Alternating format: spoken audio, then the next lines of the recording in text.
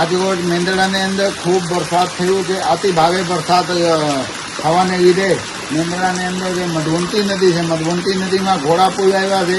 અને જ્યારે મધવંતી નદીની અંદર ઘોડાપુલ આવ્યું હોય ત્યારે આમ બધાને અંદર ખુશીના માહોલ છે. પહેલા વરસાદની અંદર જ નદીમાં પુલ આવી ગયા છે. અને પહેલા વરસાદને સાથે જ્યારે આ નદીમાં પુલ આવ્યું હોય ત્યારે આમ સ્વાભાવિક છે ક્યાંય નુકસાની પણ થાય, ક્યાંય દિવાલ પડે, ક્યાંય ઝાડવાઓ પડે, ક્યાંય કંઈક ને કંઈક નાની મોટી નુકસાની થાય. તો આ બધી નુકસાનીમાંથી આપણે બહાર નીકળી શકશું વરસાદ થાય ત્યારે.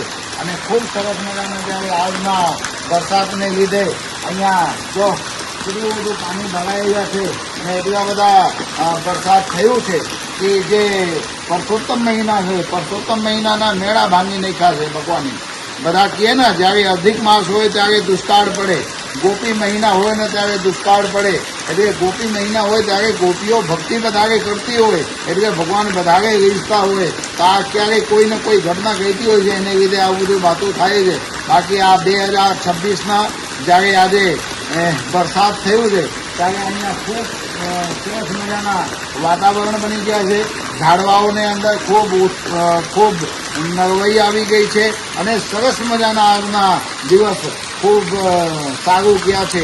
એટલે આજે રોજ મેંદરડાની અંદર મધવંતી નદીમાં પુલ આવ્યો છે અને ખૂબ જે અમારા ધરતીપુત્રો છે ખૂબ રાજીપો વ્યક્ત કરે છે.